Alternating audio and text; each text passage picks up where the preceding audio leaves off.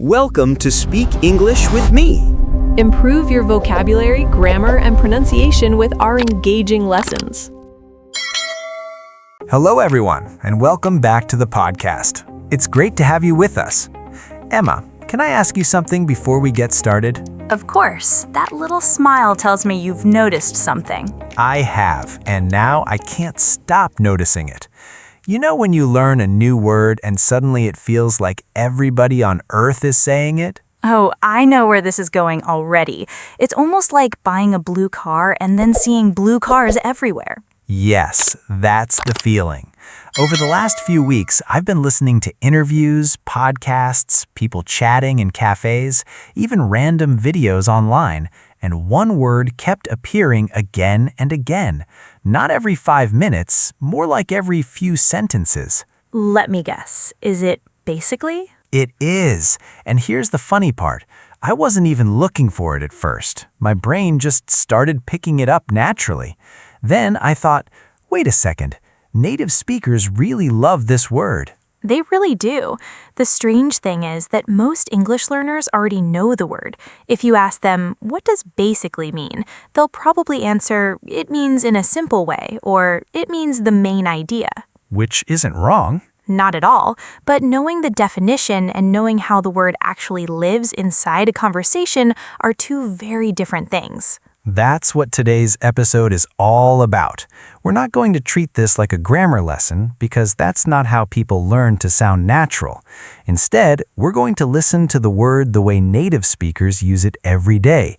And by the end of our conversation, I hope you'll start hearing it differently too. And I have a feeling some of our listeners are going to have one of those moments where they think, I've heard this word hundreds of times, but I never noticed what it was really doing. Those are my favorite moments when you're learning a language.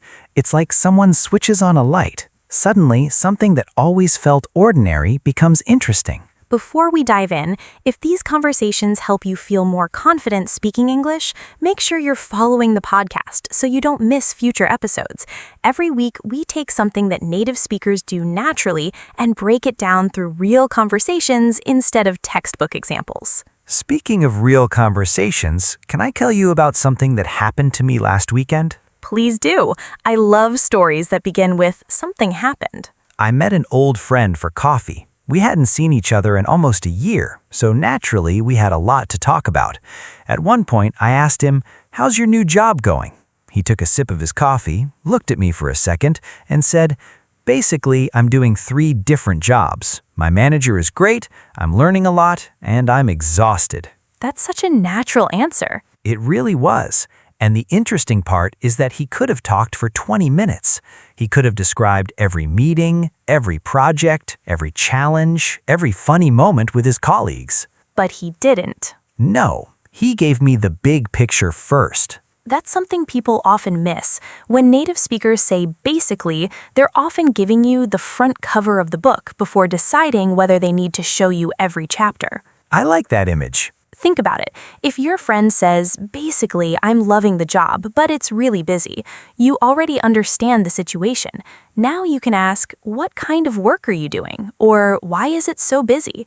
The conversation grows naturally because the first answer leaves space for curiosity. That's such an important idea.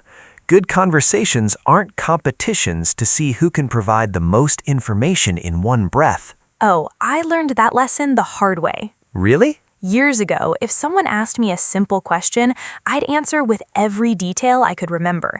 If someone said, "How was your holiday?" I'd tell them about the airport, the taxi, the hotel, the weather, the restaurant, the beach, the souvenirs, and somewhere in the middle, I'd notice their eyes drifting towards the window. That's painful because your heart is in the right place. You're excited to share your experience. It wasn't that I wanted to talk too much. I just thought a complete answer was a better answer. I think a lot of English learners do the same thing because they're trying to prove they can speak. There's nothing wrong with that, but native speakers often approach conversations differently. They usually begin with the main idea, and then they add details only if the other person wants to hear more. Which is why basically is such a useful little word. It quietly tells the listener, here's the important part first. And today, we're going to show you how that tiny word can make your English sound much more relaxed, much more natural, and much easier to follow without making your sentences complicated. By the time we finish today's conversation, I think you'll start noticing basically everywhere. The difference is that this time you'll understand why it's there instead of simply hearing it. You know, Emma, I think one reason people struggle with this word is that they try to translate it directly into their own language every single time. I agree. They start asking themselves, does basically mean this or does it mean that? When you're having a real conversation, you don't have time to solve a vocabulary puzzle in your head. Right. Native speakers usually aren't thinking about the definition at all. They're thinking about the message they want to give. Let me give everyone a simple example.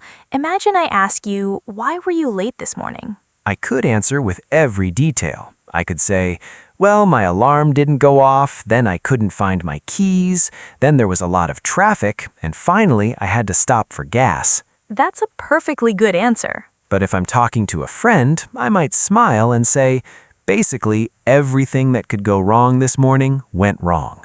I love that sentence because it's something you genuinely hear. You're giving the big picture first. If your friend wants the full story, they'll probably laugh and ask, what happened? And that's an important pattern to notice. Basically, often invites another question instead of ending the conversation. That's such a different way of looking at it.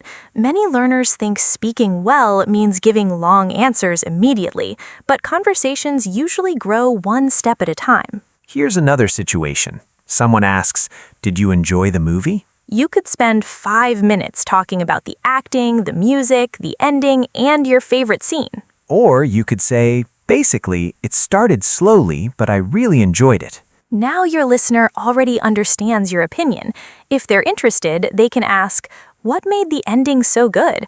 Or would you watch it again? Notice how the word isn't making the sentence more formal. It's making the conversation easier to follow. There's another little detail I think learners should notice. After saying basically, native speakers don't always use perfect, carefully planned sentences. Sometimes they're still organizing their thoughts. That's true. Listen to these two versions. Version 1, I changed jobs because I wanted better opportunities, a healthier work-life balance, and a shorter commute. Version 2, basically, I wanted a job that made my life easier. Neither answer is better. They're simply doing different jobs. The first gives details. The second gives the central idea. And depending on who you're talking to, either one could be the more natural choice. I remember talking to my cousin after she moved to another city. I asked why she had decided to leave, and she looked at me for a second before saying, basically, I needed a fresh start. That's powerful because it's short, but it carries emotion. It really does. I didn't interrupt her because I knew there was probably more behind those words. After a moment, she began telling me everything that had happened over the previous year. That's another beautiful use of basically. Sometimes it gently opens the door to a much deeper conversation without trying to explain everything at once. So here's something you can practice today.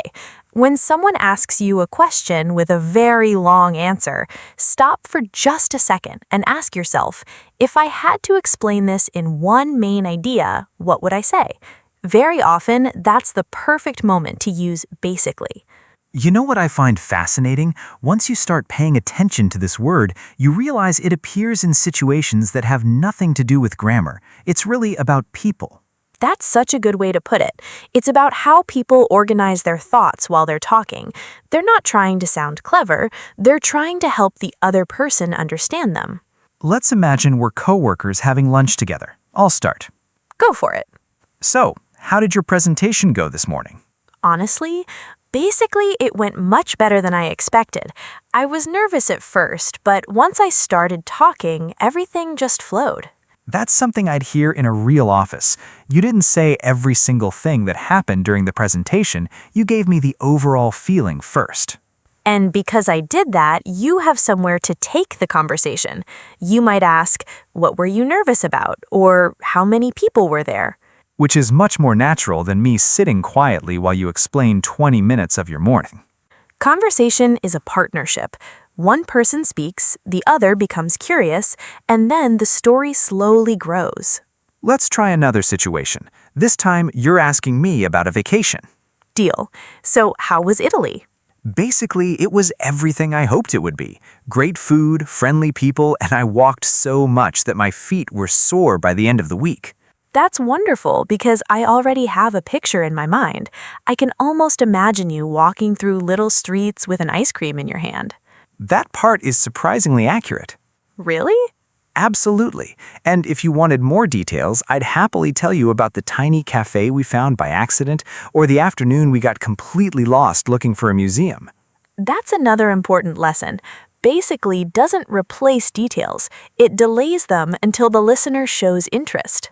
I think that's why conversations with close friends often feel effortless. Nobody feels pressure to tell the whole story immediately. Here's one more example, and I think our listeners will recognize this one. I'm listening. Imagine someone asks, "What's your new neighbor like?" That's a question with a lot of possible answers. It is. You could describe their appearance, their family, their job, the music they listen to, their dog, their garden. Or you could simply say, basically, they're really friendly. We've only talked a few times, but they've made us feel welcome.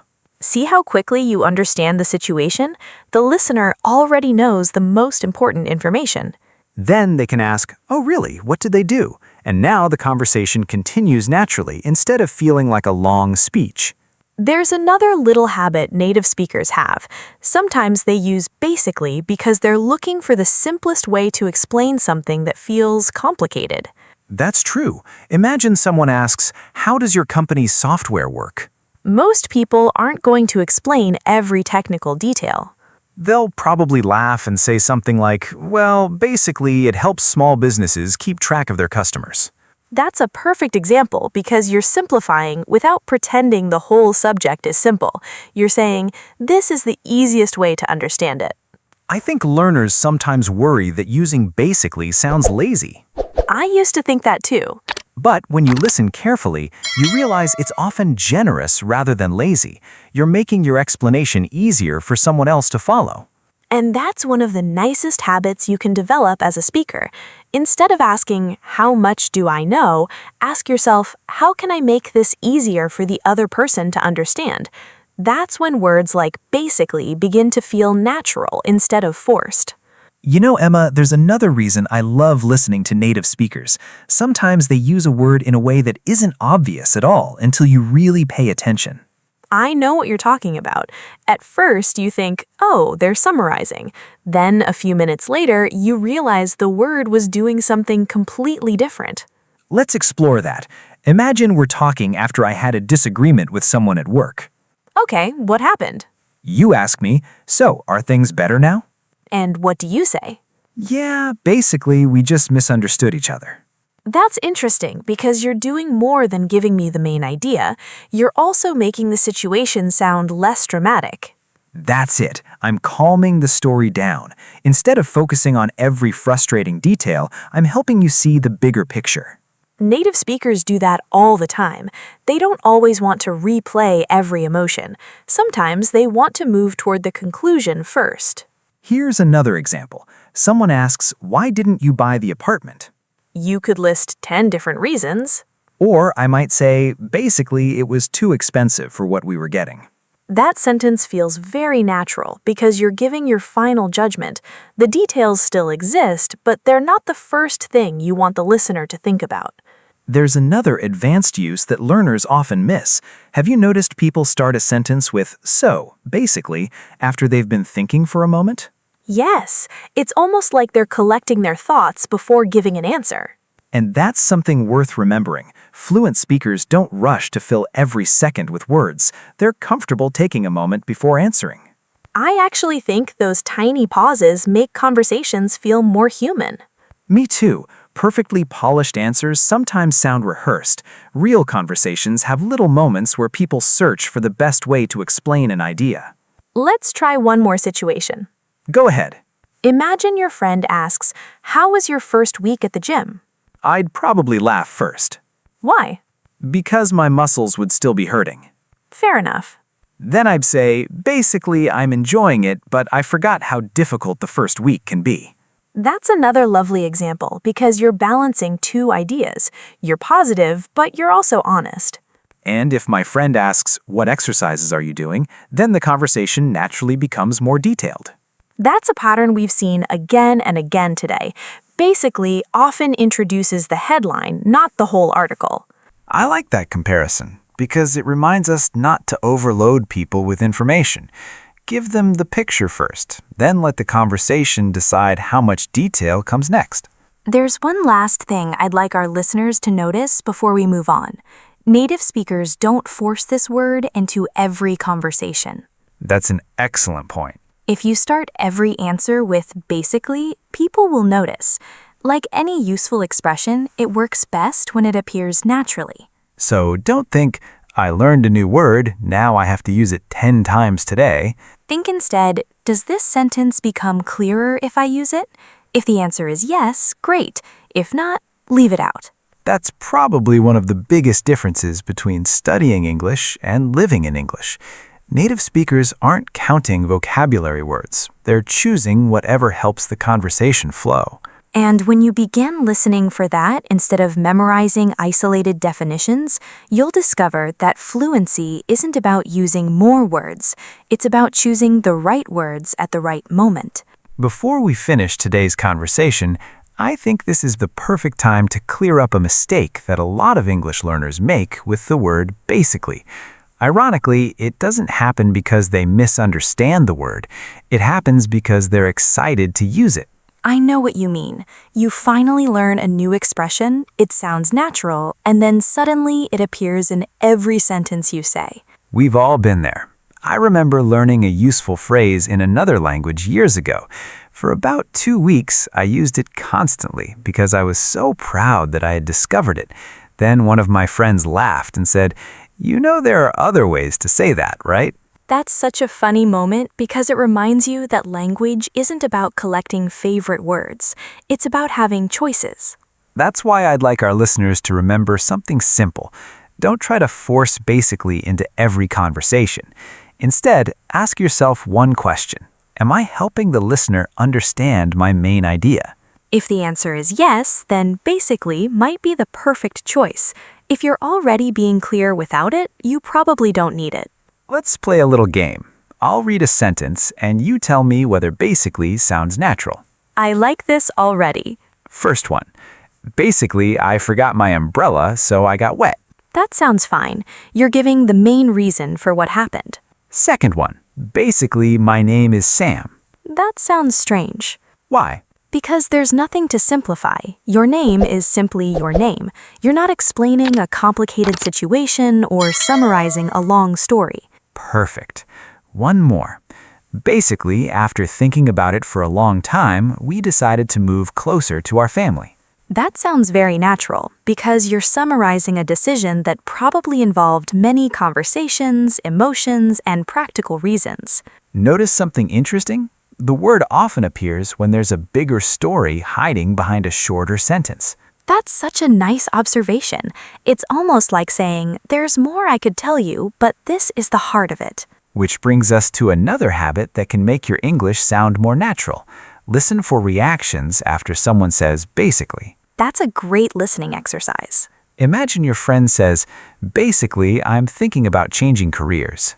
Your next question probably isn't, what does basically mean? It's something like, really? What made you decide that? Or what kind of career are you thinking about? The conversation keeps moving because the first sentence gives you enough information to become curious. Curiosity is such an important part of speaking well. Sometimes learners focus so much on their own answer that they forget conversations are shared experiences. I couldn't agree more. A conversation isn't a speech. It's two people building something together, one sentence at a time. And that's one reason I enjoy making this podcast. We get to talk about little words that most people ignore, but those little words often make the biggest difference. They really do.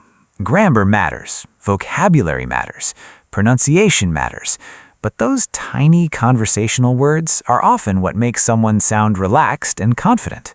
Before we say goodbye, let's do a quick word tour. Our first expression is the big picture.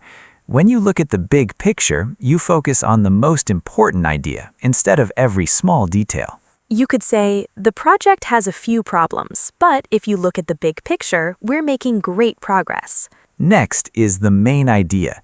This is the central point you want someone to understand. For example, I didn't remember every detail of the article, but I understood the main idea. Another useful expression is to summarize. If you summarize something, you explain it in a shorter and simpler way. That's one of the things basically often helps you do. We also used to organize your thoughts. That's something everyone does while speaking, even native speakers. Sometimes you pause for a second because you're organizing your thoughts before answering. And finally, we talked about the heart of it. I love that expression. If someone says the heart of it is that we wanted more time together as a family, they're telling you the deepest or most important part of the story. Before we finish, we'd like to leave you with a small challenge. Over the next few days, listen to English podcasts, interviews, YouTube videos, or conversations in TV shows. Every time you hear the word basically, don't stop at noticing it. Ask yourself, why did they use it here? Were they simplifying something? Were they giving the main idea? Were they softening a situation? Were they collecting their thoughts before speaking?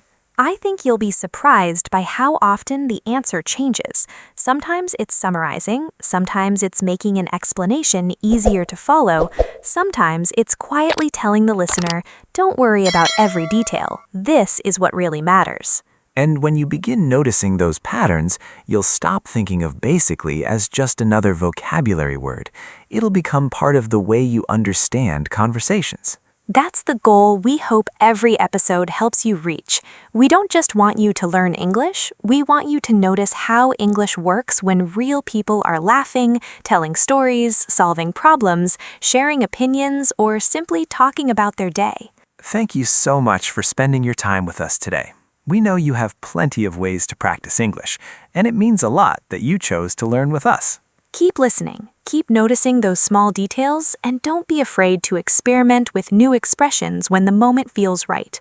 Fluency doesn't arrive because you memorize hundreds of rules. It grows little by little through thousands of real conversations, thoughtful observations, and the confidence to keep speaking even when your sentences aren't perfect. We'll see you again in the next episode.